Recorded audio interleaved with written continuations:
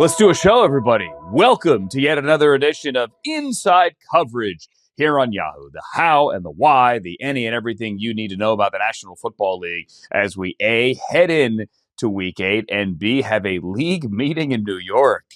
Today is another edition of Did You Hear What That Owner Said in the Lobby? Not kidding. Actually, today's the day where Roger Goodell is on the podium, and there is legitimate news. Jory Epstein was there. We will give you the news from the lobby of the owners' meetings, the fall meeting, as they technically call it. You're never supposed to call the owners' meetings. It's the fall meeting. We'll have the fall meeting for you coming up shortly. What do Charles and I have in common? What do C-Rob and I have in common? A lot of things. Number one, we both like American League Central baseball. Number two, neither of us was at the fall meeting today. C-Rob working from home. Sir, how are you? I'm good. It's crazy to me because the fall meeting always reminds me we're almost at midseason. And yeah, I feel like this season's flying.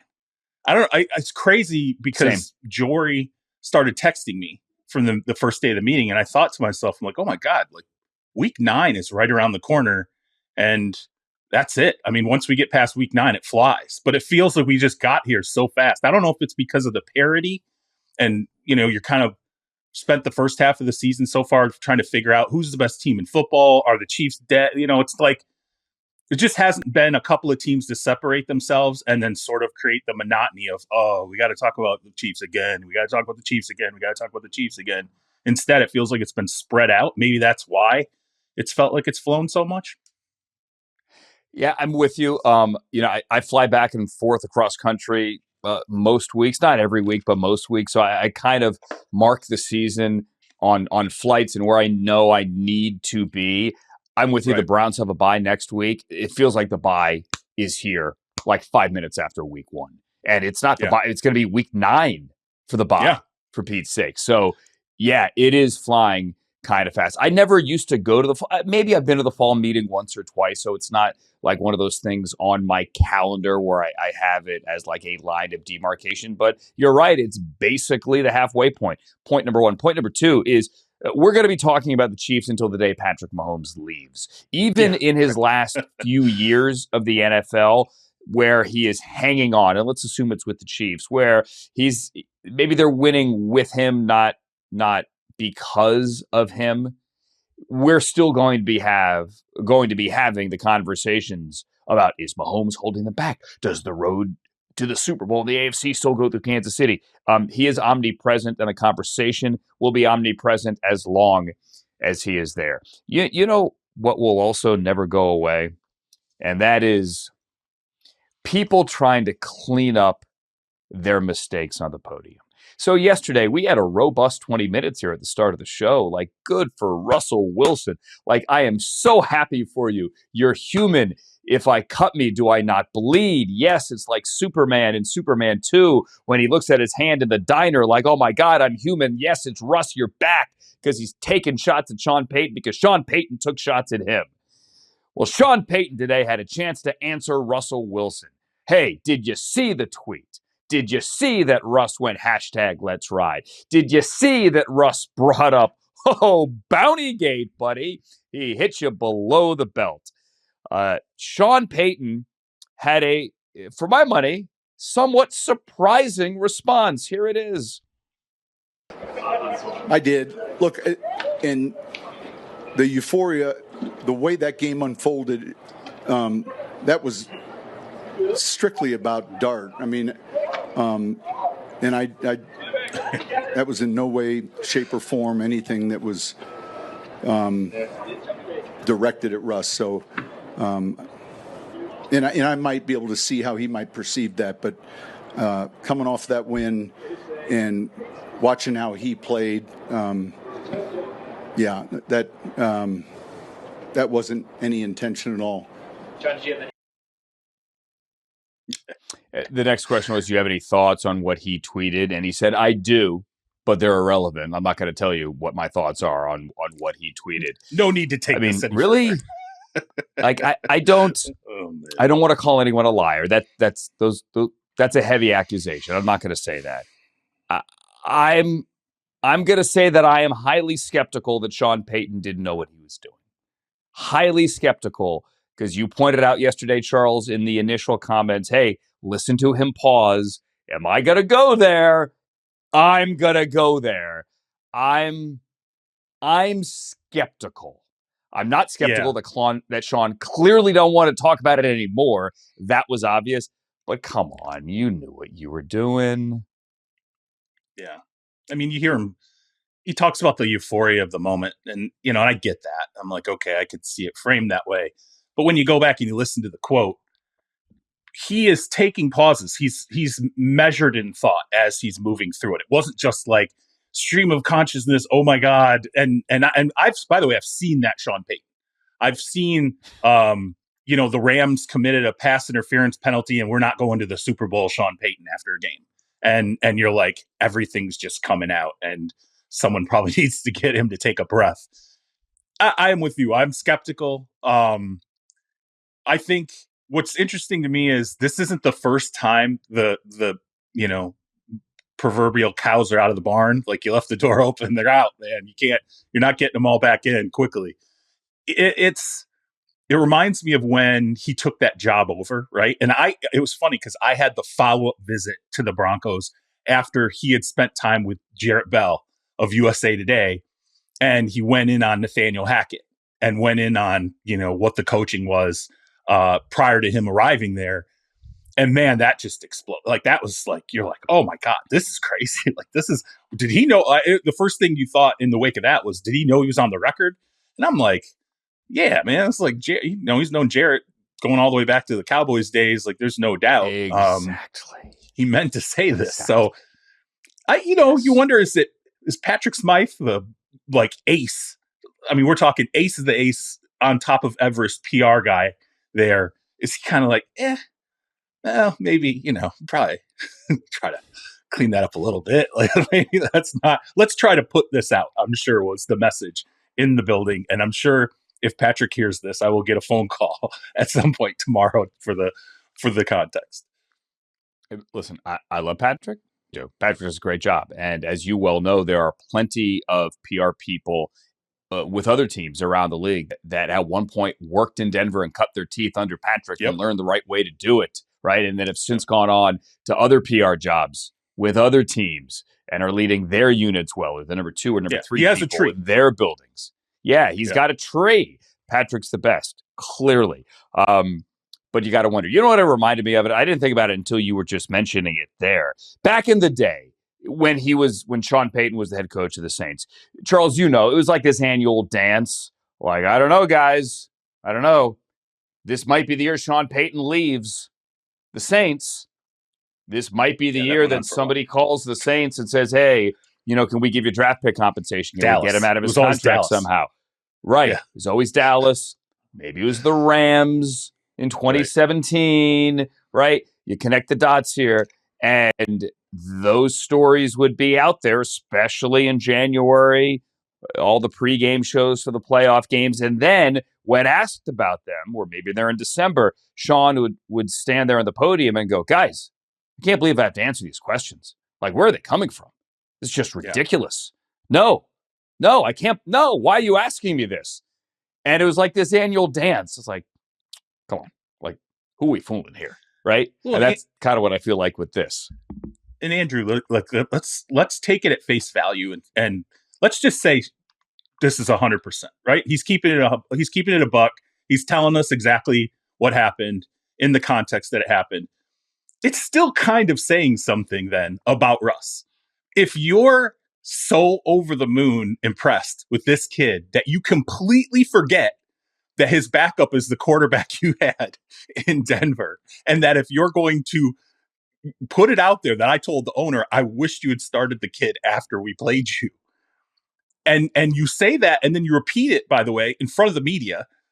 It says something about Russ that at this point, he's so forgettable in the mind of an ex-coach that he makes the remark to an owner, then he says it to the media. And now, again, he reiterates it again. Like, I said it, but I still think it reflects bad on Russ. And if I was Russ, I would still be pissed. This would be you or I anytime we've worked for anyone or worked with anyone. Just, completely essentially almost forgetting that you were a colleague when they're talking about, the context of the operation and you were there. And I mean, I do it to Frank all the time, and I'm sure Frank can tell you how much it upsets him. Listen, there is part of me where I don't think anybody wanted to play Jackson Dart. The kid's fun. He's exciting. We saw that in the preseason. So the idea that Sean Payton thought before this game, man, I don't want to play him. Like, forget about what you think of Russ or Jameis or any other veteran they had in that spot. Like, that kid's a wild card. I don't want to play that guy. That's an okay thought to have. Absolutely. Yeah. It is an okay thought to have. But if that truly was your intention, you know what I would do right now? If I were him, and I'm not him, I would get up there and I'd apologize. Go, you know what? I listened back. I totally get where he was coming from. Yeah. I'm sorry. That came out wrong. I meant to praise Jackson Dart. I think we all agree Jackson Dart's pretty special, right? Right? Mike Kliss, yeah, you agree? Okay, cool. Yeah, he's special. Totally misplayed that. Russ said what he said. Exactly. I don't appreciate it. I think that was a low blow. I don't appreciate it. But I get how he felt. I reached out to Russ last night. I sent him a text. And let's move on and be bigger people. You know what I'm saying? Yeah. But that's not what he said. Matter of fact, I wrote it down what exactly he said because, Charles, what's your wife's name again? Dawn. Not to bring, you've mentioned Dawn before, so I'm not trying to make this personal, only bringing it up. I've never met Dawn. You've mentioned her on the show before. What would Dawn say if you said about something you said about her? I might be able to see how she might perceive that. Okay, you somehow stepped in it. Every relationship has their issues. And you said, I might be able to see how she might perceive that. That's not an apology. That's, I'm sorry that you didn't like it, but I'm not sorry for saying it. That's not an apology. I'm sorry you feel that way. I'm sorry you feel that way. That's the comment I make as I'm leaving the room. I can tell you that. I'm not standing behind a podium. She's seeing me walk out as I say it because I know what's going to happen. Yeah. How to sleep in the guest bedroom 101. I might be able to see how he might perceive that. Yeah. Got it. Andrew. Okay. As an aside to this, like a complete steer it away from the Broncos for a second here. I got to tell you, as we were working up to this and I started thinking about Peyton, walking that back or whatever he did, not even really cleaning it up, just saying, hey, I guess so. I guess he could think that I hit, dissing him. It did occur to me. I'm like, Jackson Dart, it's remarkable to me. I don't think we're quite there yet, but it does conjure for me again the memories of Mark Sanchez with the Jets. How feverish it started to get, with Mark Sanchez, it went on for a couple of years. I mean, it was I think as absolutely bonkers as I've ever seen, like in one market over one guy. And I think it's because of that market, that team, that fan base. But like now we've seen Sean Payton say this. We saw Brian Daboll with just all the over the top comments. We've had a multitude of players come out and say, talk about like Dart saying, yeah, man, like he's got something. Like this is just, it's interesting to me to see the buildup of all this. And I'm wondering, like, is this going to get to Sanchez levels? And obviously Sanchez, it eventually hit a wall, but there were some good years there where, you were like, wow, they hit it. And it's going to completely change the foundation of the franchise. I just feel like, did it get to this level with Sanchez that fast? I can't remember. I just tried to think, like, was it as fast as a few starts? And then it was just... It's a good question. There was so much behind Sanchez too, like him announcing that he was leaving USC to go to the draft and Pete Carroll showing up at the press conference saying you're making a mistake. I mean, that we've never seen that before or since when he did that. And then he gets there, he's got Rex, so he's got like the huge personality of a head coach. They went to the AFC Championship game, if memory serves, his rookie season. Scott. And the entire thing was, don't screw it up. We have a defense. And they rode it to the AFC Championship game. The Giants are not going to the NFC Championship game. I'm going to write that down right now. they're not going to get there. You have a coach who's fighting to save his job. But in this social media age, I think it could be actually bigger without the same success on the field immediately. Oh, yeah. Because That's a good point. he's this cool. He's this much fun. He seemingly is this much of a great kid. I remember being at the Senior Bowl in Mobile, and somebody from the Ole Miss staff cornered me out one night just to tell me how much they love Jackson Dart. Like, just like as a kid, as a dude, like they absolutely love him. Love him. Totally unsolicited. This guy came up to introduce himself to me. So he does have something. I'm happy for it. I think New York needs something like this. And I honestly think it's a great thing. And I honestly think at the same time, it's kind of overshadowing on the other side of town, like the Aaron Glenn with his quarterback decision and the Jets falling to 0-6 totally got outshadowed, or got in a good way, pushed off the back page by how bad the Giants melted down. And then now Aaron Glenn, and remember the Woody Johnson thing yesterday as we transitioned to the other side of New Jersey, Woody Johnson throwing Justin Fields under the bus. And we all say, well, we know Tyrod's going to start. Well, today, Aaron Glenn, Charles, gets to the podium and says, I know who's going to start, but I'm not going to tell you. Like, okay, you guys are 0-6. But, oh, by the way, Tyrod's got a knee. And so that is now an issue. Yeah. And if he decides that he wants to bench Justin Fields, but Tyrod's not able to go, I don't think anyone thinks he's starting undrafted rookie Brady Cook. But, like, what are we doing now? Because the owner clearly doesn't want to see Justin Fields play quarterback again. Yeah, and Cook on the, I think Cook's on the practice squad. It's like hasn't even been called up yet to that. Yeah, and so I thought, when I heard that, I thought, okay, well, he's created space for himself now. Because if you think about it, and I was texting with somebody about this last night, it was a personnel guy, and he said, the worst part about this with an owner, it's not just that it's out there and that everybody knows the owner's feelings and obviously the insults themselves. They're like, but then that kid walks into the building the next day. And as a, he's like, and this is a guy who also played football. He said, he's like, it's almost like when you have had the worst moment, you cost your team a game. And then, when you walk back in the building, you kind of feel like everybody's looking at you. Like everybody's kind of like, they know what happened. You become sort of the center of attention. He's like, even if it's not fully true, you do shoulder some of that. And he said, I don't see any way Fields walks back into the practice facility, into that locker room, and doesn't feel like players are all, and in their minds. Everybody heard what he said. Players hear what he said. It's been played everywhere. So you create this whole thing now in his head that he has to think about, and he's probably already overthinking as it is in terms of like when you watch him play. And, on top of that, I think when Glenn comes out, and this is what I was initially getting at, he gives himself some space, because you can't, if you go and you start Fields immediately, right after the comments from Woody, the natural reaction is, well, okay, well, your owner basically just said this guy's your problem, and you're going to continue to ride with this guy.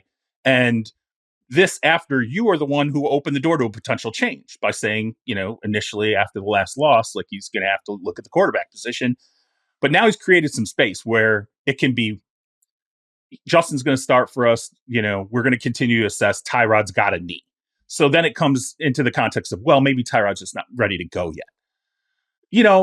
I think it kind of leaves the option on the table that I felt like Woody sort of took off the table, which I was just like, you got to make a change now, because the owner just said what he said, and there's no way you can trot the kid back out there after this. I think saying Tyrod's got a knee, and maybe he does have a knee, puts into play the option of Justin potentially staying in there. I was racking my brain last night trying to think of another instance, just like to try to put the Woody Johnson thing into context, where we had an owner. And look, maybe back in the 60s, you had an owner complain to a reporter, and it made the paper the next day, and no one else heard about it unless you were there locally. Maybe you had something like that. I can't remember an owner midseason basically saying, I hate the quarterback, like get rid of him. He didn't say get rid of him. I'm paraphrasing, but we all heard what he said. I had some people say to me last night, well, look what Jimmy Haslam said about Deshaun Watson at the annual meeting in Florida back in March. I said that was much, much, much, much different. That was 3 years in to what everybody agrees was a move that didn't work. It certainly has not worked to date. And I was sitting in the room when he said it. I was this far away. That was very much an acknowledgement to the fans going, hey guys, listen, okay, we messed up this one. Like we understand. And now we have to figure out how to move forward. But people say, well, how does Deshaun go back to the building? Deshaun's been in the building every day rehabbing his torn Achilles, right? You could, they're fine. When he's going to play, I don't know that he's going to play, but that's not the point. That was in the offseason, and it was a situation where all your fans went, yeah, no kidding. And that's why he said it. This is like midweek. Yeah, I don't want to see that guy play this week, basically. Yeah. And I don't know that anything has been similar. And it was for a rookie head coach, which is just absurd. Brian Schottenheimer's in a situation that no other coach is in Dallas, where every Wednesday when he comes to the podium, the owner was already on the radio that morning, basically saying who is and who isn't going to practice and whether or not we expect certain players back on Sunday. No other coach has that situation. And if he contradicts what you were going to say, you now have to go along with the company line. Well, then what happens on Thursday when the owner's son is on the radio and he says something about re-signing a player? Then Thursday or Friday, your question isn't, hey, who's going to be up and down? Who's questionable? Who's doubtful? The question is, hey, are you going to re-sign this guy? That is different. That's what you sign up for.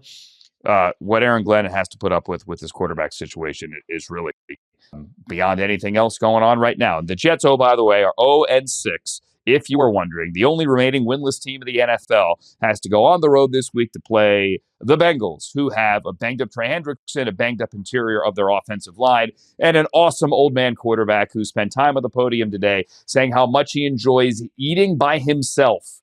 And when he was younger, he would see old men eating by themselves at a restaurant or at a bar and say, man, that guy must be lonely. That guy must be sad. Maybe I should go sit with him. And now he says, I realize that guy was in heaven. I enjoy eating meals by myself. Joe Flacco is every guy. God bless you, Joe Flacco. I texted it to my brother, and he texted back 35 seconds later after watching the video. As luck would have it, I am eating dinner by myself right now in an airport. Thank you, Joe Flacco. All right, coming up. He's able to text you. Exactly. On Inside Coverage, coming up, the news from the fall meeting. What if I told you that AI may take over officiating? Think about that. That's next. It's Inside Coverage here on Yahoo. Andrew Siciliano, Charles Robinson. During the break, I used the AI app. I have a couple of them here on my phone. And I determined that the Jets are actually 0-7. They're not 0-6. Actually, I'm kidding. I didn't need that. Charles, during the break, reminded me that I got the Jets record wrong. How dare I was mad at you for giving them too much credit. Yeah, I was like, come on, Andrew, what are you doing? They're not that good. But AI was a topic today at the fall meeting. So the end of every meeting, league meeting, owners meetings, the meeting is officially over when Roger Goodell gets to the podium. NFL Network takes it live and he answers questions. And he only does that a few times a year. So these are, in our NFL media world, big deals, right? Where reporters can ask about stadium projects, in their local town, ask about the CBA, the collective bargaining agreement, and possibly going to an 18-game schedule, ask about any controversy with the halftime entertainment coming up for the Super Bowl this year, for Super Bowl 60 in Santa Clara, things like that. So while Roger was discussing officiating today, he kind of dropped in, Charles, and you and I both, our ears perked up. He dropped in kind of just offhandedly that the NFL has been exploring how to use AI, artificial intelligence, to help improve officiating. Now, this year we've gone to some virtual measurements. This year we've added cameras along all the boundaries, so sidelines, end zones, end lines, the 12 extra cameras, and they are universal in all 32. Well, they're not 32, all 30 buildings, whereas in years past, some games that had a bigger broadcast footprint would have more cameras and so on and so forth. You have all these cameras, and that is now universal. But when he said they're going to use AI, and I tweeted it out, and initially, obviously, the snark comes back at you about the computers taking over. I stepped back and went, well, how would they actually use AI? What do you know about this? Yeah, it was interesting because Jory Epstein and I, we did a project to start the season, And we've spent time in the off season basically talking to, coaches, executives, front office individuals, people in the league office, people in the union, about like, give us, 25 candidates or give us some candidates for people who are going to be very influential moving forward in the league. She and I approached it both a little bit differently. So the reporting was a little more dynamic in terms of how the pool came together. And the way it was a great piece. I'm cutting you off.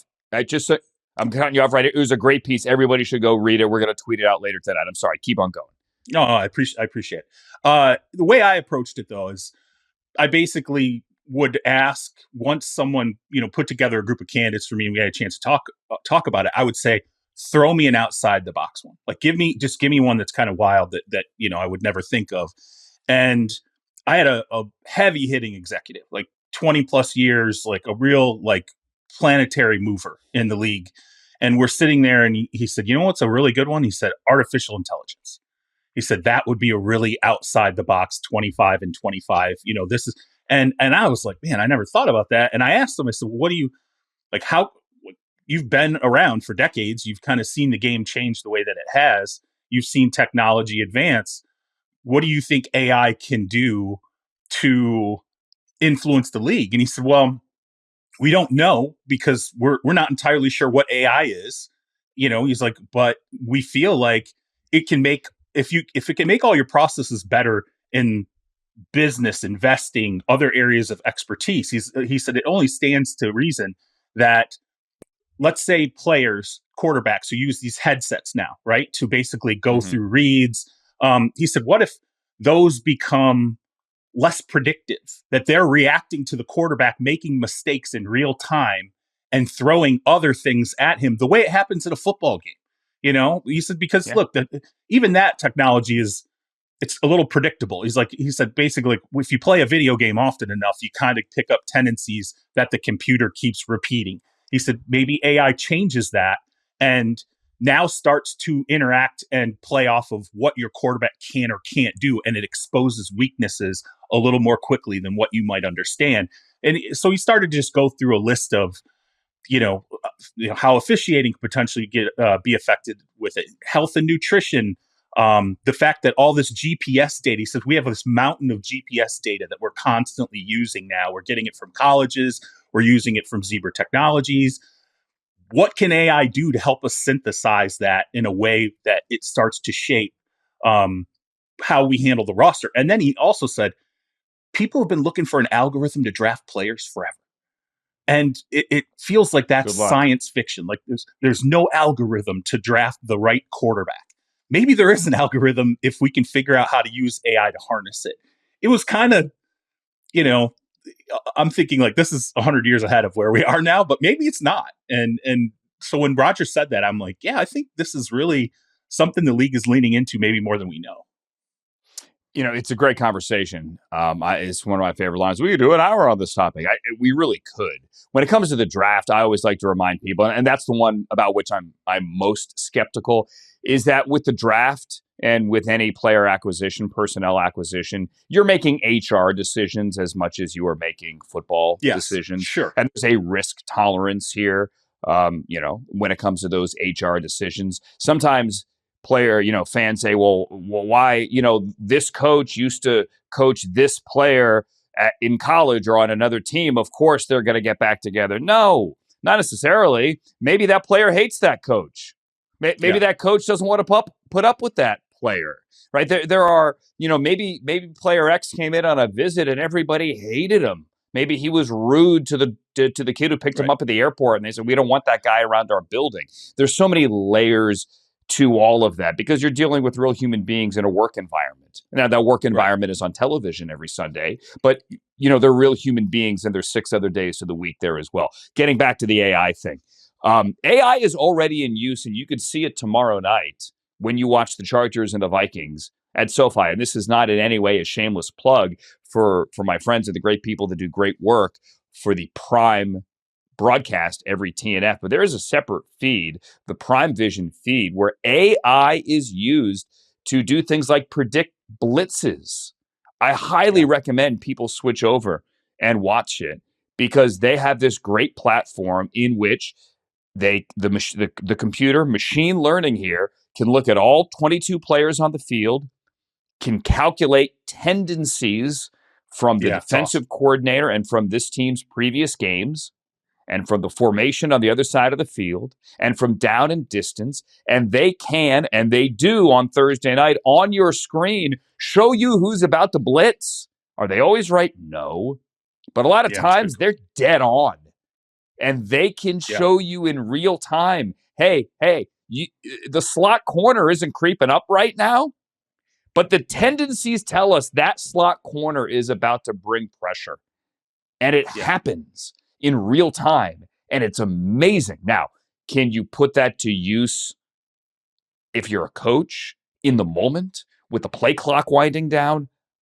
I don't know. But what Roger said is we're trying to figure out ways to help with officiating. Can it help with replays back in the Art McNally Command Center? Maybe. I'm fascinated how they can actually put it to use for officiating. It's a brave new world. Yeah, I think we'll take whatever we can get at this point. At some point, if we as human beings can't solve whether the tush push can be officiated, maybe AI can tell us. Just get rid of it. You're never going to have a perfect read on it. I think it's like you said. That feed is amazing, by the way, on Prime. It's so good. Yeah, it's so cool. And Sam's done a great job with it. And look, go ahead.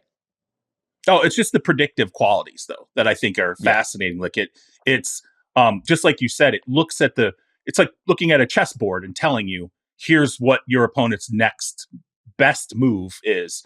It's a 78% chance that's the move, or it's a 67% chance it's the second best move, or whatever. Whereas I think it's about synthesizing data. And like when I talked about the draft, one of the things that kind of got brought up in this conversation was, what if you could dump 30 years of draft data in, and you've got all these red flags on players, and then AI tells you, here's the set of all the players that match these red flags throughout the last 30 years of NFL history, in terms of how you put it in your system. Here's what that set of players looks like. And AI tells you there's a 78% chance that if you draft this guy, he's going to, you're going to find yourself with a similar character type on your team. It sounds crazy. And again, it's never going to be perfectly right. But I do think the idea of synthesizing data, mass data, in a way that gives you something more tangible to look at is really interesting. And in the week-to-week game prep stuff, teams already have stuff like this where they can say, hey, so we're playing Team X. I need to know, I need to see the last 100 times that they had 3rd and 5 in plus territory, and what their formations are. Are they in 11? Are they in 12? Are they in 13? Are they in 22? What are they? And you could have that answer in half a second, right? And they could spit out, you could see all the cut-ups.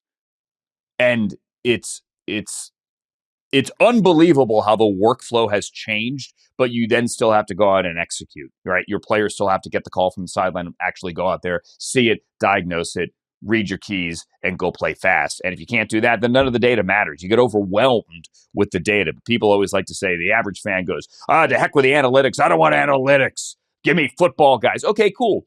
That said, would you like to know what the other team has done the last 500 times they have 3rd and 3 in plus territory? Would you like to know that? Might that information interest you? Of course it would. Yeah. Anyway. I'm going to get off on a rant here. Also for Roger today, and this goes to officiating, maybe AI could figure out whether or not the right guard is leaving early when it comes to the tush push. So obviously the tush push is still a conversation point. Nothing gets voted on like this, a rule change mid-season for playing rules. That's going to wait until March when everyone is getting back together for the annual meeting of the offseason. That's going to be in Arizona this year. But it was this close, Charles, this close to getting banned this past year. When you see the inability to officiate it, they can't see when the right guard or the left guard or the interior of the line is moving early. When you see on Monday night an instance in which a player is so obviously, or was it Sunday night, getting pulled into the end zone by his own offensive lineman, that is illegal. That is illegal, and that's what they were trying to get out of the game with the tush push last March. I am more convinced than ever that this is the last year for the tush push. I agree. Absolutely. And it's funny, probably it was like an hour before we came on, I was texting with someone, and I reflected to him the same thing I reflected to you. It's like, I feel like they're hunting it. They're it's Alan Sills, Dr. Alan Sills, Roger Goodell, Troy Vincent are like, they're not going to let another furious rally happen like it did last spring and save the play. And so it was another executive, and he said, "You know what? I know what they're going to do." And I said, I'm like, "You do?" And he said, "Well, I can give you a good guess." I said, "Okay, so give me your best guess." And he said, "What I think is going to happen," I'm paraphrasing here, he said, "they'll go through all the Eagles' tush pushes, and they'll find the best evidence they have of the number of times they should have been flagged. So they'll find the number of times someone lined up in the neutral zone with their helmet, in advance of the ball. They'll find every single time someone moved an inch before that ball was snapped. And what they'll do is they'll present that and go, the Eagles should have been flagged if the officials had the eyesight to do it, which they don't, but they should have been flagged 32% of the tush push plays." That will transform, because you're going to have people who sit there and look at this and go, that should not be allowed. Like, if you have evidence that flags should have been thrown, that something illegal has occurred 32% of the time and was not flagged, that should not be allowed. And as long as they can present that evidence to show something illegal is happening a third of the time, it'll never survive it at that point, because you then have the platform to sit there and go, look, it's basically being used illegally over and over and over again. We don't have the human beings who can see it, but we do have the evidence it's happening. I agree with you. I think it's their easiest way out. And I think they're also going to fall back on the language they used a year ago, which is no pushing or pulling of any player in the field of play, which is how the rule was when you and I were younger. An offensive lineman couldn't, carry a running back from the 8-yard line into the end zone. You're not allowed to do that. It would also mean that the Christian McCaffrey touchdown, now that I'm remembering it clearly, on Sunday night likely would not have counted. You can't have guys pull a player into the end zone. That's just not legal. And that's how they tried to do it last year. I think that's the way they do go back and try to do it next year. But your point about, hey, this is the percentage of plays that should not have counted, I think it's the smart way to do it. Because when Dr. Sills, from the people I have talked to that were in the room, got up there was pushback. Dr. Sills, the NFL's chief medical officer, did a great job navigating COVID. And listen, he has been an invaluable resource, always been a huge help for me. But I know people push back and say, well, where is the injury data? And a lot of it was speculative injury data. Yeah. And, it's a dangerous play, but there isn't a long injury history. So Jason Kelsey saying it, it makes his body feel like garbage, and I'm paraphrasing, is one thing, but there isn't a long injury history here.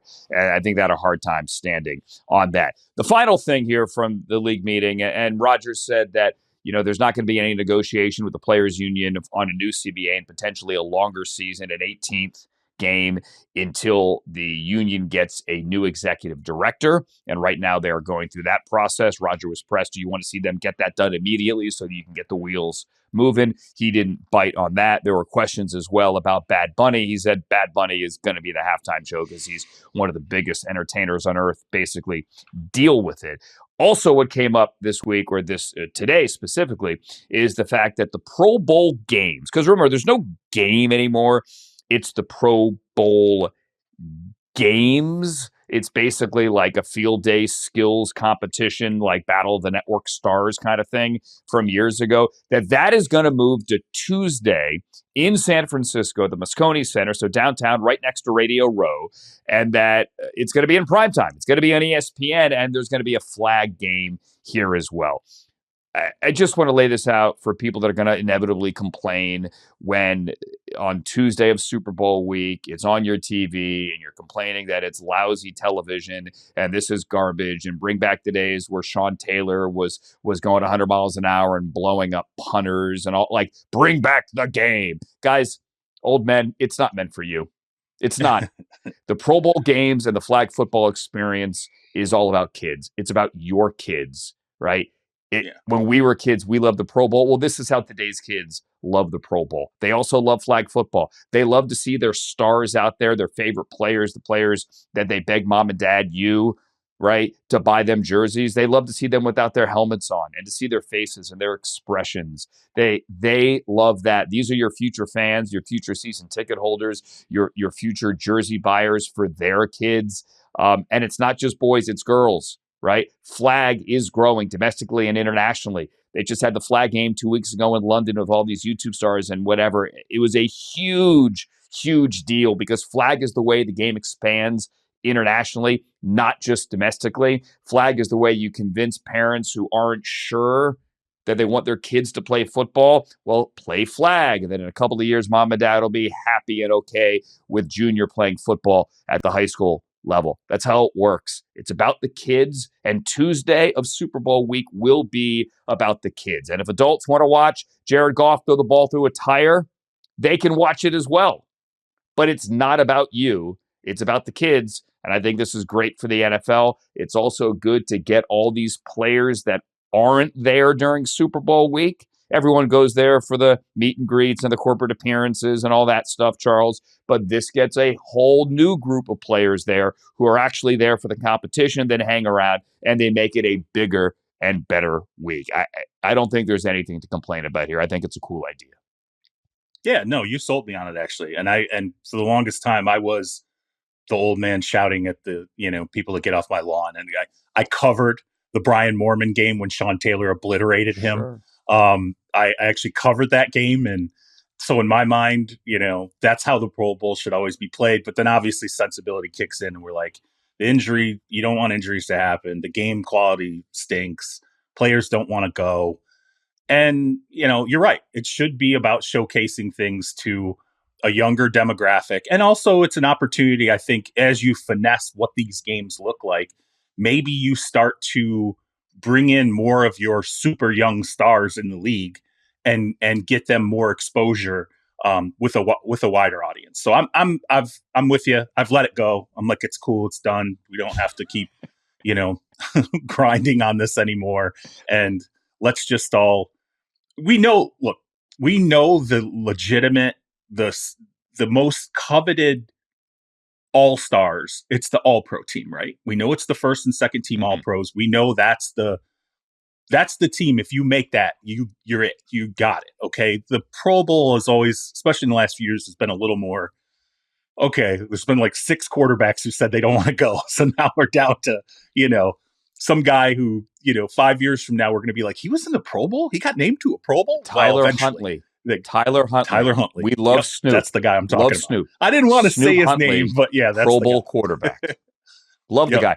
By the way, he might be the starter this week for the Ravens. John Harbaugh wouldn't commit to Cooper Rush if Lamar can't go. Just saying. But anyway, back to the Pro Bowl. Yeah, it's gone are the days of like the week vacation at the Four Seasons or the Disney. Now it's the Four Seasons cool. and like outside Honolulu with sitting in the pool drinking Mai Tais with Peyton and running up someone else's bill. Those were the glory days. Those days are gone. Right. And then honestly, all due respect to the chain restaurants in Orlando, nobody wants to do the weekend before the Super Bowl in Orlando anymore. It's fun for kids, but come on. I think this is a good idea.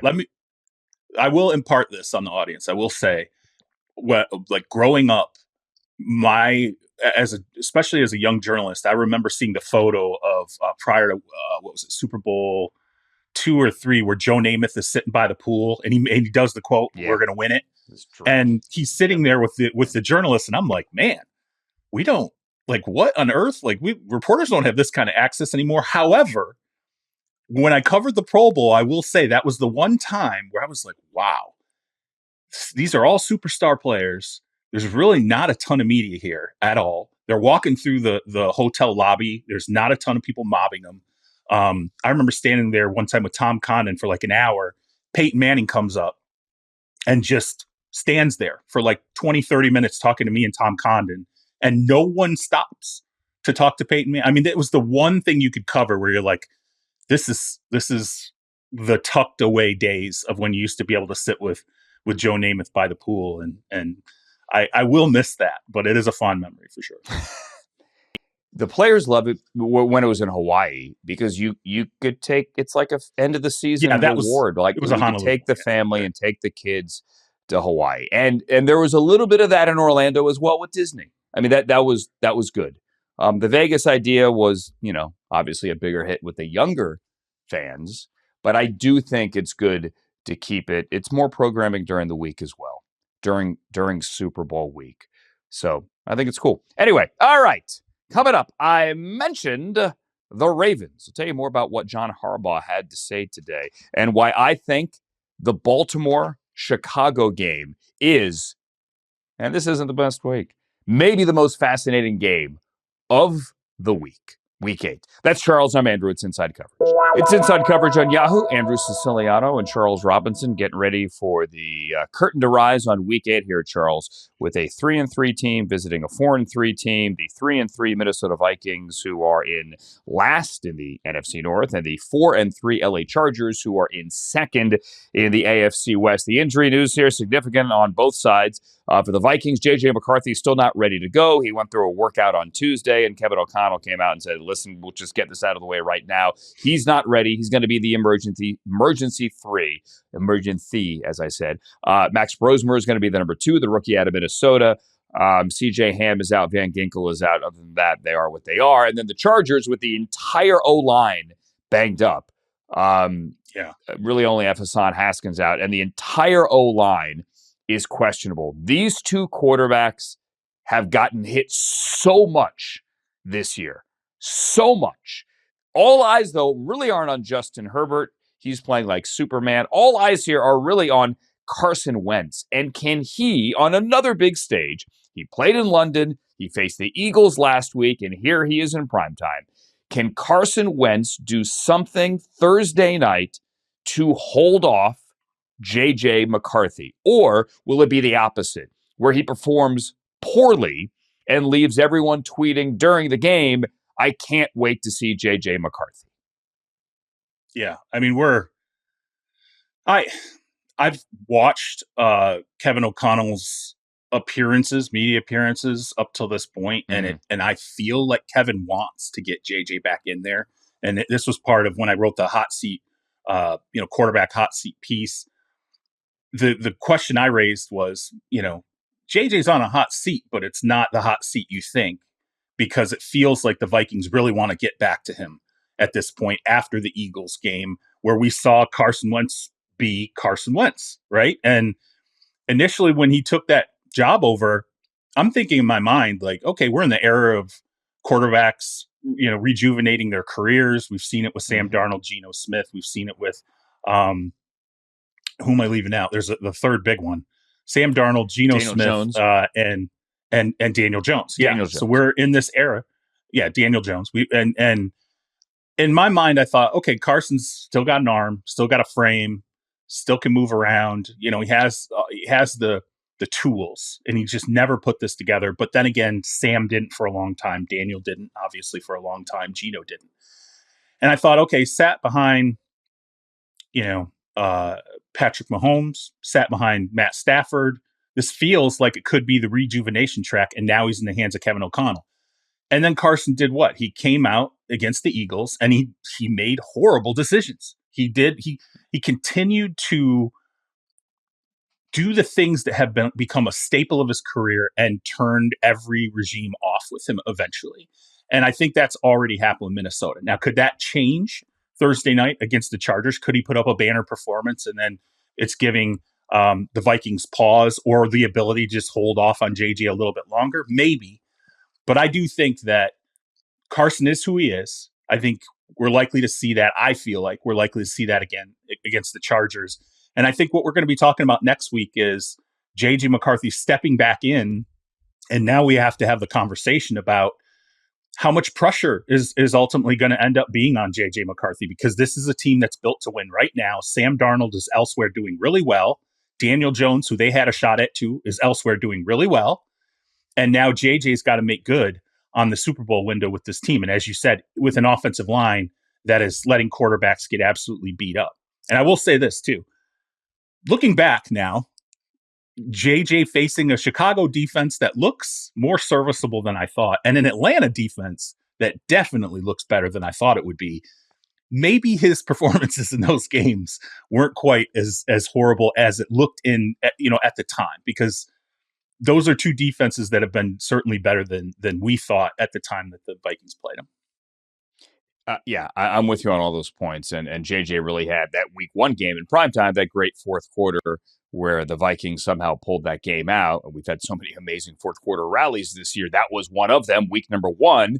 And that's what he is hanging his hat on so far. I also want to say this about JJ.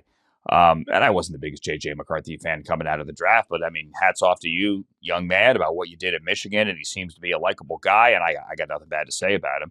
But what I do want to push back on is people saying bad things about him and already writing him off. I realize we live in a day and age of instant gratification. If it doesn't make me happy, get rid of it, right? If it doesn't bring me joy, get rid of it. Quarterbacks take time, people. So those out there, whether they be media people or football people or just fans that claim they've already seen enough, JJ McCarthy can't do it. Like, are you kidding me? Maybe he can, maybe he can't. We don't know. And you're not going to know until you throw him on the field. You're just not. He didn't have a rookie season. Yes, you could sit there and learn, and you could sit in meetings, and you could take notes, and you could watch Sam Darnold, and you could be on the sideline during the game with the headset on. But you weren't practicing. He wasn't practicing. There were no real live reps. And you could use the VR helmet. We were talking about that earlier, the last segment, all you want. But it's not out there. You're not out there. You're not layering the football. You're not actually seeing it and ripping it. JJ McCarthy hasn't been given that opportunity yet, save for training camp this year. I do think he needs a fair shake, but it is a difficult decision for any head coach. Let's say Wentz plays well, and he didn't last week, is how do you look a veteran team in the face? How do you look Justin Jefferson in the face and say, hey, I know we won 14 games a year ago, or 15. Can we just roll with this kid while we learn? I know you're putting your body on the line every week. Do you mind getting hit and feeling sore tomorrow morning? And we may not be giving you the best chance to win. And that's what coaches deal with. They have to deal with navigating that. That is TNF. Vikings 3-3, Chargers 4-3. That game is at SoFi to open up week number 8. Let's be honest. We're going to say this. I'm going to be saying it right now before we look ahead to the week 8 preview show on Thursday. This isn't a great week of games. There are 6 teams, 6 on buys. The Sunday night game is amazing. Packers, Steelers, Aaron Rodgers, all that. Matt LaFleur calling Aaron today an old man. He did it tongue-in-cheek.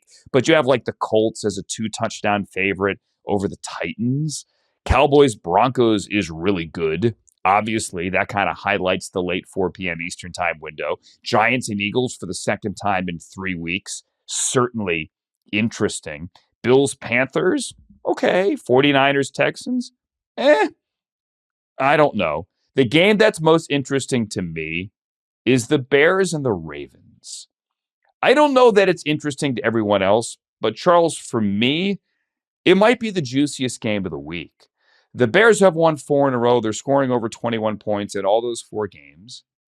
The Ravens are 1-5 and coming off a bye and reeling. There's a big piece in the Baltimore Sun this week about how the ping pong table, the Xbox, all the fun stuff had been removed from the Ravens locker room. It's time to get back to business. Lamar has been out. He practiced today, but he's limited. No guarantee he's going to play this week. Roquan, Patrick Ricard, all these guys have been out. And there's this idea that if they get healthy, they're going to be fine.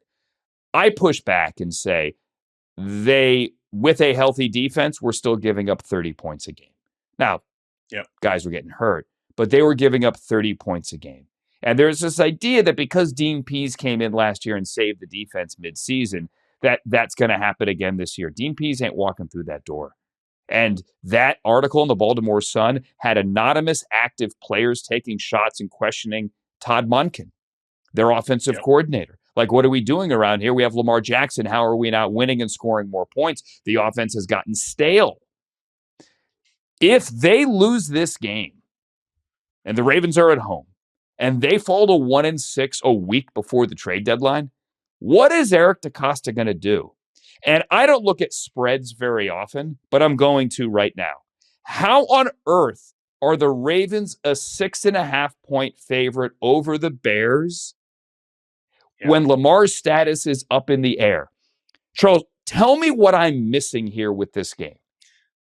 Well, I wonder if Vegas knows that, or well, let's just say who the people who set the lines. I wonder if they know something that we don't, which to me would have to be they know Lamar's playing, right? Like, okay, so let's say he's playing. Okay, I'll go with that. I'm sorry I cut you off again. Okay. And there's a delay. No, let's say Lamar is playing. Have you seen enough from a 1-5 team? And only 2 of those losses were without him. Have you seen enough from this Ravens team to say they're a cakewalk over anybody in the NFL? Yeah, 6.5 is a big number.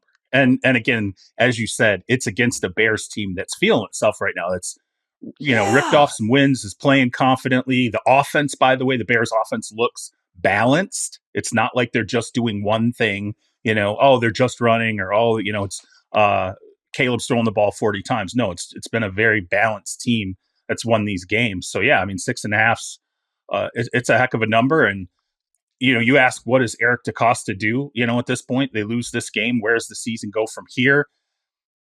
I think that's a really good question. And I'll put this to you. We have Mike Tomlin has coached the Steelers 19 years, right? The next longest tenured coach in the NFL with one team is John Harbaugh, 18 years now with the Baltimore Ravens. I sit and I think of the expanse of history. Andy Reid lasted in Philadelphia 14 years. Pete Carroll lasted in Seattle 14 years. Sean Payton lasted in New Orleans 15 years. Really great coaches, right? We're talking about like the top rung of our era of football when it comes to coaching. All those guys ran into the same thing where it started to feel like the message was just becoming rote, where it was just the same thing over and over and over. And what you had in those situations were either ownership or the front office, or sometimes both, sat and said, you know what, we might have to shake this up. Like, it might be time. Yep. I never thought I would see Andy Reid out of Philly. It happened. I think he was unemployed for like 4 days before the Chiefs, scooped him back up. The Pete Carroll, I thought, man, Pete Carroll, John Schneider, like, yeah, they've had their back and forth. I did not expect that split to come when it did. Sean Payton, it was a little more drawn out, like where it felt like it was coming for a long time. So I'll ask you. You look at John Harbaugh with the Ravens, and if this season does not come back together, let's say they finish 7-10, right? Let's say that's what this team ultimately is. And you're staring at, there's some rebuild elements here. There's some age that's going to have to be swapped out. There's going to be some, name guys, maybe like a Mark Andrews, who leave in free agency. If it's a rebuild or even a micro rebuild, do you keep John Harbaugh in that, or do you go, maybe now we make a change here and shake this up? It's a great question. I think, and there's also an issue here with Lamar's contract coming up. They're probably going to have to do it again. Maybe not this offseason, but it's coming soon. It might actually have to be this offseason. It seems like yesterday he was dropping that tweet bomb on John Harbaugh as he was sitting down at the coach's breakfast in Arizona with the "I want to be traded" thing. It's a great question. And there is always this thought that eventually a coach's message is going to run stale and that you have to have change for the sake of change. Now, I don't know that has happened in Baltimore, but I do know that those are conversations that should be had if they can't turn it around, or maybe even if they do. Now, if they just have this amazing second half run and it all turns out it was injuries and that once everyone's healthy, they're back and they're better than ever, God bless them. Like, I want John Harbaugh to stay. He deserves to write the ending to his own story. But Brian Billick and I have had this conversation a whole bunch of times when we worked together at NFL Network. And we had it both off the air and on the air. And obviously, Billick preceded John Harbaugh. He was there 9 years, if memory serves, in Baltimore. He won a Super Bowl, okay, much like John Harbaugh. And Brian said that coaches' messages eventually fall flat. And he felt it with himself, and that he sees it with other coaches around the league, and that eventually there is simply just time to change. And I think the Ravens maybe internally are having that conversation. Maybe they're not. I have no clue. But it'll be really interesting. And that's why I do think, Charles, to your point, this is one of the most interesting games of the week. And the second half of the season in Baltimore should be one that people keep their eyes on, not just because they pulled out ping pong tables. And by the way, Harbaugh pushed back against that today. He said he had nothing to do with it. He said it was veteran players that decided they wanted that stuff taken out. And he joked that, hey, the pinball machine that I gifted the players a couple of years ago is now missing.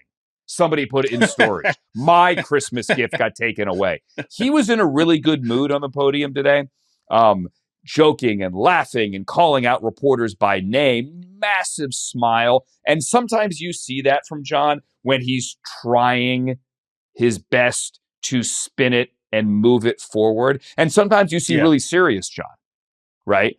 But even when asked about Lamar and who would be the number 2, he did it with a big smile. Hey, guys, why would I tell you that?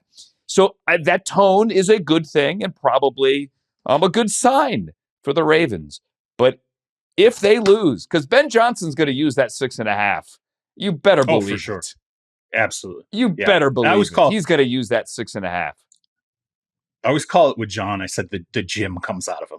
I've been there when John's been angry, and I'm like, "There's the gym. The gym's coming out." And then John puts the John back on. He's just so much better, forward-facing media than the Jim is when he's angry. And it's another thing too that you mentioned. Remember, they're not just messaging the players; they're also selling the same message to owners and general managers too. And sometimes owners are just like, "Dude, I've heard this speech so many times." And it's like, if you swap out the roster, if you do a total rebuild and you bring in all young guys, then maybe you get some traction again because they haven't heard it before. They're like, "Oh, okay, this is this program I'm not familiar with." Can't do that with the Ravens. They're going to be pillars inside that organization. Lamar's not going anywhere. Okay, so whatever he's selling Lamar, that is not. It's going to be the same, right? Lamar's heard it before. He's going to hear it next year. You heard it last year. You heard it 4 years ago. And he's going to hear it 4 years from now. So, I think there's an aspect of that too, but it's a good point. The podium was light today. And I think it's interesting that you absorbed it as a good thing. Sometimes I'm like, I get a little nervous when things seem bad and coaches get a little light. I'm like, I don't know. Is this slipping? Is this? Yeah, this is not for gambling purposes. And maybe I'm just reading the Ravens wrong. And it's all injuries. I promise you, this is not financial advice. I just look at that. And I'm like, what am I missing here? Why do people think the Ravens are that much better than anyone? They're not playing the Tennessee Titans, guys. They're not. They're not playing the Dolphins.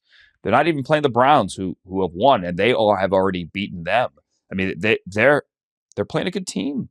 A team that is kind of finding some swagger. Now they're coming off a bye. Either way, let me ask you this. Do you think the Lamar news, if the line doesn't move, then we'll know our answer, right? So let's say he says Lamar's going to play and the line stays at 6.5. It was baked in, right? That was probably it. That was probably why we thought it was assumed. 6.5.